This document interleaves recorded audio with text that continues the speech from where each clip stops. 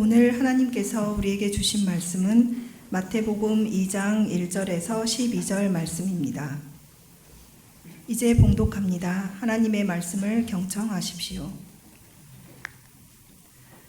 헤롯 왕 때에 예수께서 유대 베들레헴에서 나심에 동방으로부터 박사들이 예루살렘에 이르러 말하되 유대인의 왕으로 나신 이가 어디 계시냐?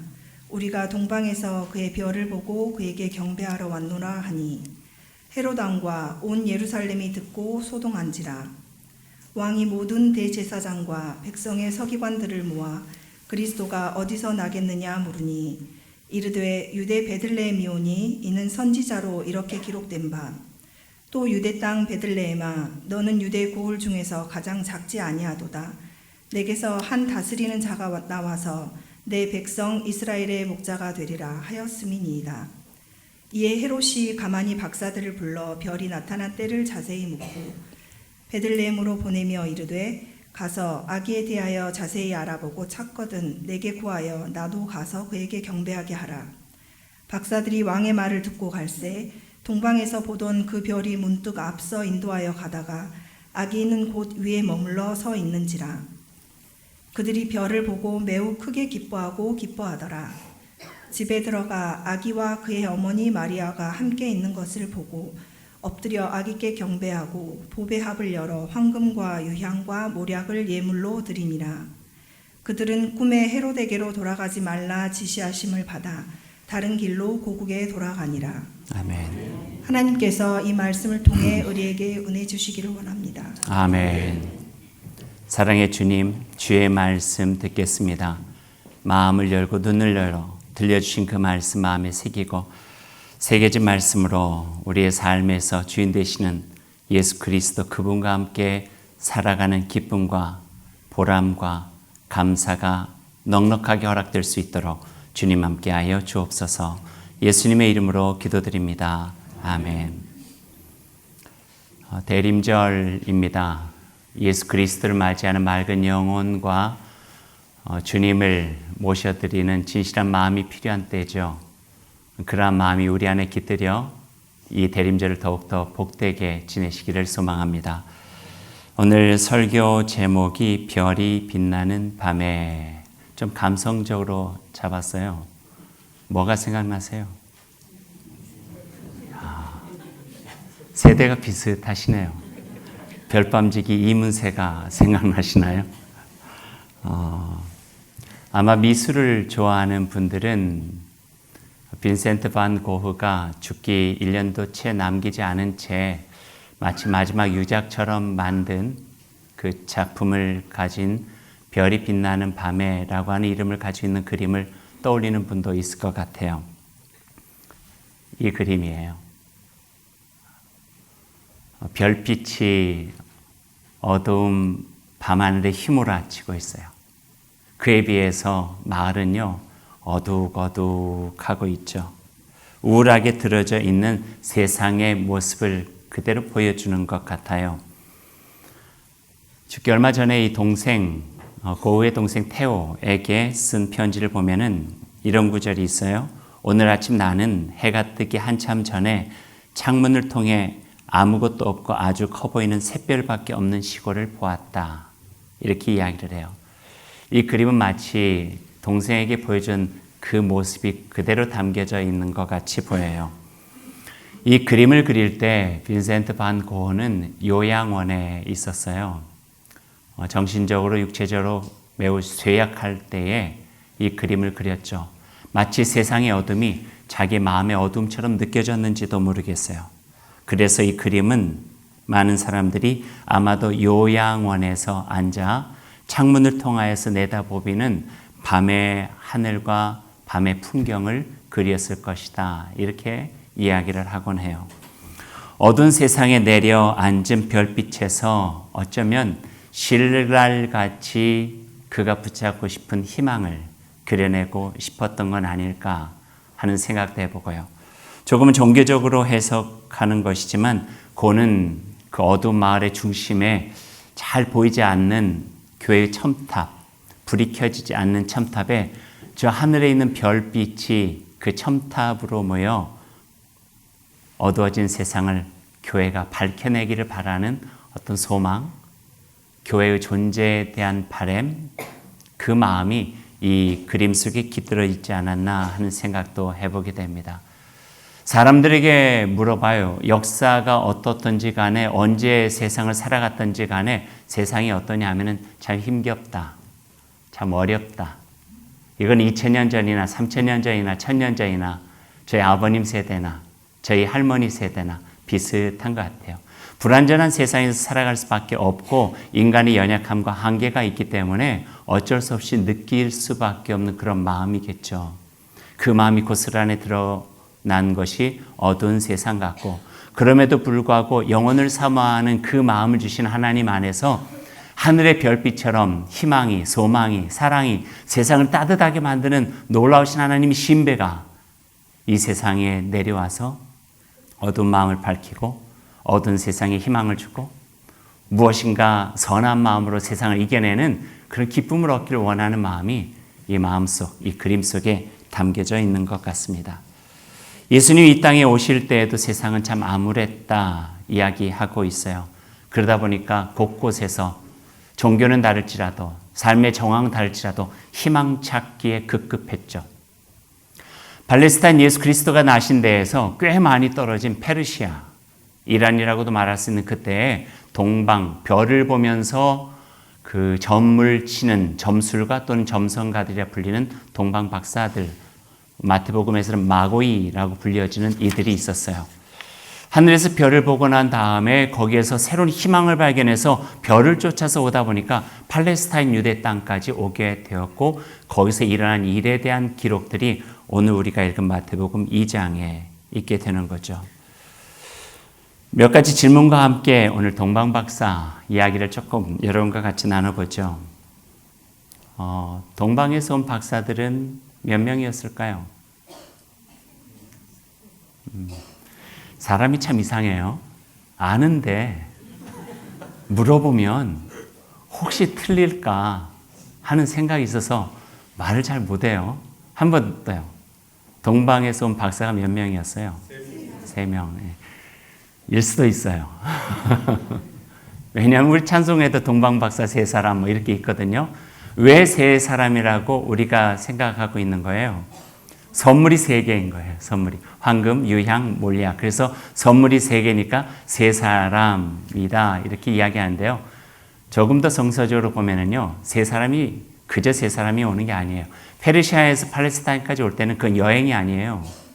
그건 모험이에요. 모험. 강도 때도 있고요, 도적 때도 있고요, 기근도 있고 위협도 있고요, 밤도 위험하고 낮도 위험한 거예요. 그 당시에는요. 교통수단도 어렵고. 그래서 그 당시에 3사람 정도의 박사가 움직이려면은요, 캐러반, 꽤 많은 숫자들이 함께 움직여야 되는 그런 과정들이 있어요. 쉽게 그냥 여행이 아니라 모험길이었다. 그러니까 얼마나 그 희망에 대한 갈급함이 있었으면은 그런 극심한 어려움에 처할 수도 있다고 하는 것을 짐작하면서도 저기 페르시아에서부터 수개월 동안 별을 찾아서 팔레스타인 유대 땅까지 오게 된 거죠. 초대교회 전승에 따르면은 이름까지도 알고 있어요. 가스팔, 발타살, 멜키올 뭐 이렇게 이름까지도 이야기하고 있는데요. 이건 성서적인 것보다는 교대 전승 속에 있는 것이고요. 또 한 가지 질문도 해보죠. 동방박사가 페르시아에서 발견하고 쫓아온 그 별이 어떤 별이었을까요? 엄청난 빛을 내는 화려한 별이었을까요? 사람들은 그냥 별, 빛나는 별 정도만 생각했어요. 그것이 어떤 별이었는가를 찾아볼 엄두가 나지 않았죠. 왜냐하면 2000년 전에 뜬 별을 어떻게 우리가 찾을 수 있겠어요? 그런데 16세기 정도에 처음으로 과학적인 방법으로 동방박사들이 찾아 따라온 별을 다시 그 시대로 돌아가서 천체를 연구하면서 발견해낸, 이것도 정확하진 않지만 그래도 이런 것일 것이다 라고 한 케플러라고 하는 학자가 있었어요. 그 케플러라고 하는 학자의 말을 따르면요, 그 별은 다른 별보다도 엄청나게 빛이 강한 별이 아니라 평상시에 보이지 않던 작고 미세한 빛이지만 반짝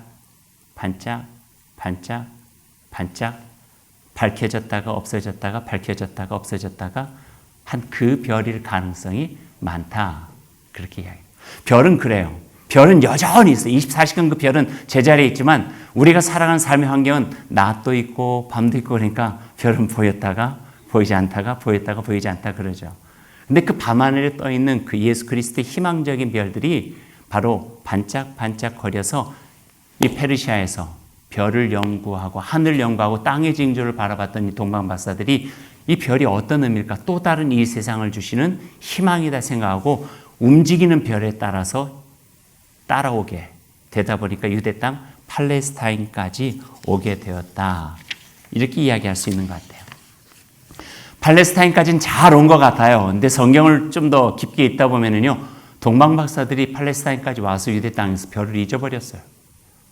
여기까지 왔는데 어디 갔지 해서 그 별이 예시하고 있는 왕의 태어남을 묻고자 예루살렘 궁궐까지 가게 돼요. 가서 예루살렘에서 사람들에게 또는 궁궐에서 이렇게 묻죠. 유대인의 왕으로 나시니가 어디에 계십니까? 우리가 동방에서 그의 별을 보고 그에게 경배하러 왔습니다. 굉장히 자연스러운 말 같아요. 왕을 찾기 위해서 궁궐로 가는 거예요. 그러나 여기에서 우리들이 조금 더 깊게 여겨보면은요, 유대인의 왕뿐만 아니라 세상을 구원하실 왕이 꼭 예루살렘의 궁궐에 태어나야 되는 사람입니까? 사람이 길을 잃어버리잖아요. 그러면 상식적으로 가요. 또 길을 잃어버리면은요, 자기에게 있었던 선입관과 그 편견에 그대로 움직일 수밖에 없어요. 그러니까 동방 박사들은 왕은 왕궁에 있는 분, 왕이 태어날 곳은 궁궐이라고 생각하니까 자연스럽게 여기 어딘가에서 왕이 태어날 텐데 라고 하고 궁궐에 가가지고 묻게 된 것이죠. 그러나 왕은 그곳에서 태어날 분이 아니셨어요. 메시아는 왕이 태어나는 화려함이나 웅장함과는 한참이나 거리가 먼 이 세상에 오시는 그 모습으로 이 땅에 오셨어요. 예루살렘이 아니라 베들레헴, 바로 그곳에서 태어나시게 됐죠. 웅장한 궁궐이 아니라 사람의 눈에 차지도 않는 작고 아주 연약한 고을인 베들레헴에서 왕은 태어나셨다 하는 거예요. 우리도 그래요. 우리의 생각이 내가 뛰어나지도 않음에도 불구하고요, 어떤 생각이 이렇게 딱 가려 있으면요, 다른 생각은 받아들이려 하지 않아요. 상식적이다, 이게 맞다, 이게 옳다 하면은 나와 다른 것은 다 잘못됐다 생각하는 경우들이 참 많이 있어요. 근데 이게 인간과의 관계 속에서도 그렇지만요, 하나님께서 이 땅을 계획하고 섭리해 가신 하나님의 신비를 읽어낼 수 있는 눈조차 잃어버릴 수 있는 거예요. 어떻게 하나님이 그런 일을 할 수 있어? 이건 상식에도 안 맞아. 이 말이 되나요? 아니죠. 하나님께서 하신 일은 때로는 우리의 지각을 뛰어넘어서 하신 일이 많이 있다는 거예요. 그래서 별스러운 일이 생기고 내가 납득하지 못한 일이 생길 때 어쩌면 겸허한 신앙의 자세는 저게 하나님께서 우리에게 어떤 의미로 우리 가운데 이루어 주시는 걸까? 때로는 질병도 마찬가지고요. 때로는 어려운 일도 마찬가지고요. 성공을 지향했는데 실패가 오는 경우도 마찬가지고요. 실패할 줄 뻔히 알았는데 거기에서 또 다른 일들이 생기는 것도 마찬가지고요. 상식을 벗어나는 일들이 얼마나 많은데요. 그때마다 우리는 하나님 안에서 조금 더 겸허하게 이 일이 어떤 의미가 있는가를 추구하면서 살아가는 일은 어쩜 신앙적인 자세 속에 매우 소중한 자세라고 우리가 받아들일 수 있을 것 같아요. 예루살렘이 아니라 베들레헴이었어요. 왕이 나신 곳은 화려한 궁궐이 아니라 아주 작고 여린 짐승이는 바로 그곳에서 이 땅을 구원하실 메시아는 태어나신다는 거예요. 또 한 가지 우리가 상상하는 예수님의 모습도 마찬가지예요. 아기로 태어날 때 얼굴에 귀티가 흐르고 어디에 있든지 알아볼 수 있는 환한 얼굴과 멋있는 풍채를 가지고 있었을까요? 우리가 그 그림을 봐도 너무 많이 봤어요. 생각해 보면 예수님의 탄생의 그림을 보면요, 예수님은 그 모든 화면에서 밝게 쫙 빛나요. 그리고 머리 뒤에는 뭐가 있어요? 후광 쫙. 그래서 예수님을 늘 우리 마음속에 그렇게 생각하다 보니까 영화마저도 팔레스타인 사람인데 푸른 지중해 바다를 닮은 눈빛과 그리고 하얀 피부를 가진 사람이 지나가면 또 긴 머리가 쫙 내려지고 그러면 예수님 같고 곱슬머리에다가 구릿빛 얼굴을 가진 이가 하면 저 예수님 안 같은데? 이게 우리가 가지고 있는 어떤 선입견일 수 있다는 거예요. 성서학자들이 이야기를 해요. 예수님이 2살 아래 아이를 다 잡아 죽이라는 헤롯의 포악함을 피해서 애굽으로 도망갔죠. 애굽으로 도망간 이유 중에 하나는 그 피부 색깔이 애굽 사람들과 비슷하여 숨기 좋은 약간은 가무잡합한 피부였을 것이다 라고 해요. 맞아요.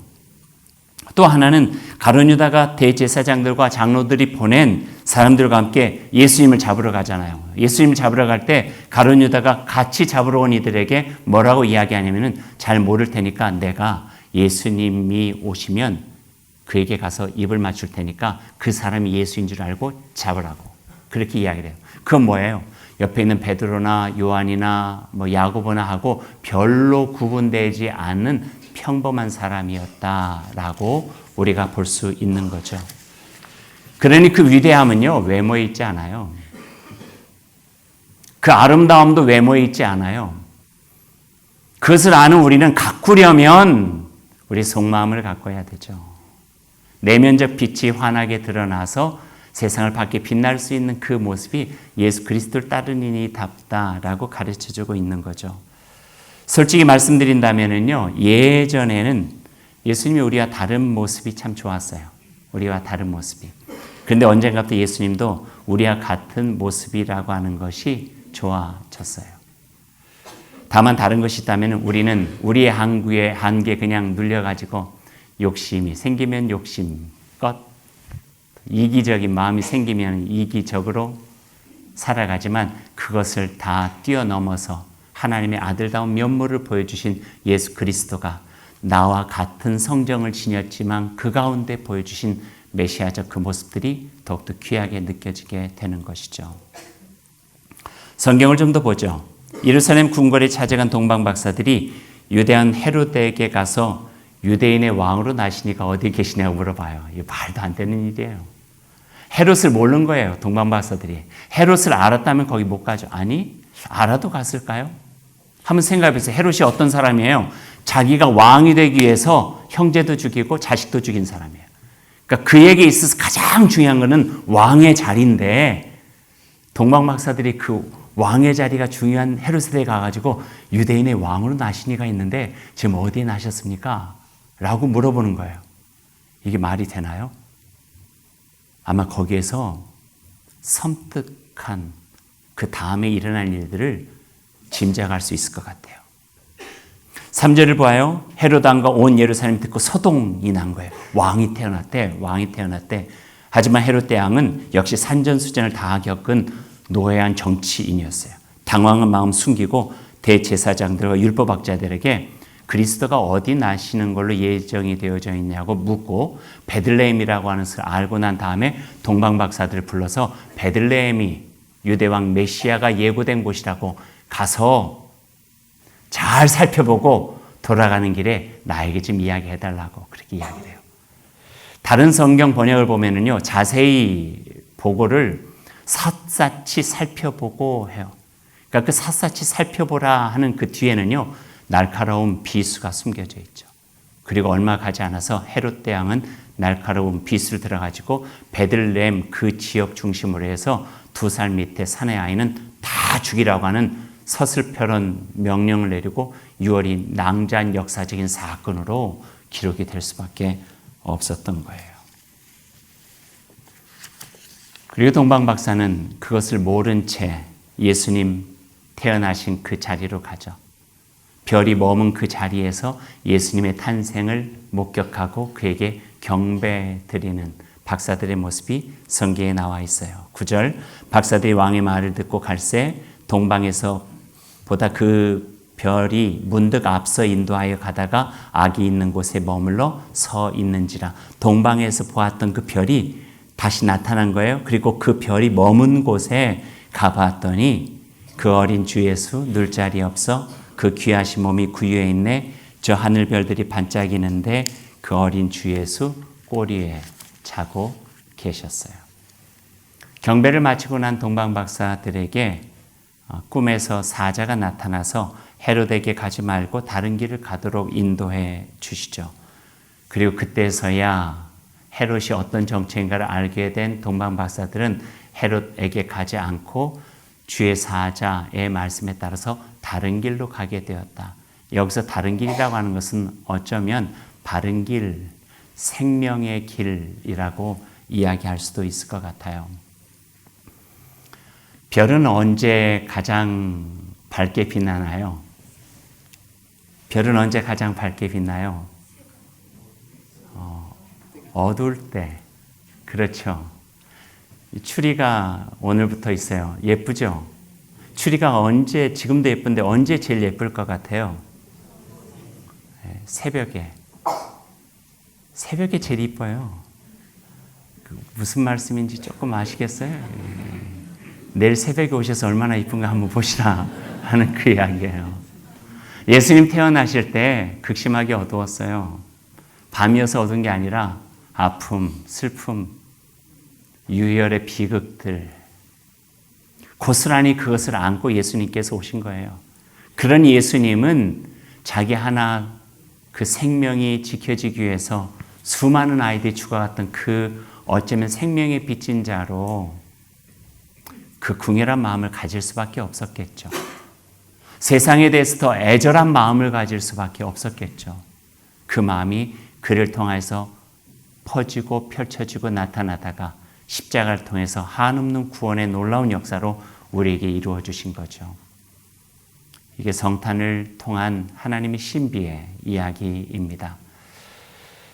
우리의 마음 어두운 곳에 오신 예수 그리스도, 우리의 세상 어두운 곳에 오신 그리스도, 그분을 우리 마음에 둠으로 인하여서 우리의 마음이 조금씩 더 밝아져 세상을 더욱더 하나님의 나라로 갖고 갈 수 있는 소중한 하나님의 은혜의 계절, 대림과 성탄의 계절에 여러분의 마음에도, 여러분의 삶에도, 여러분의 근심과 어려움에도 주님 예수 그리스도의 빛이 밝히 드러나 하나님의 나라의 영광이 여러분의 삶을 통해서 꼭 이루어질 수 있기를 간절히 소망합니다.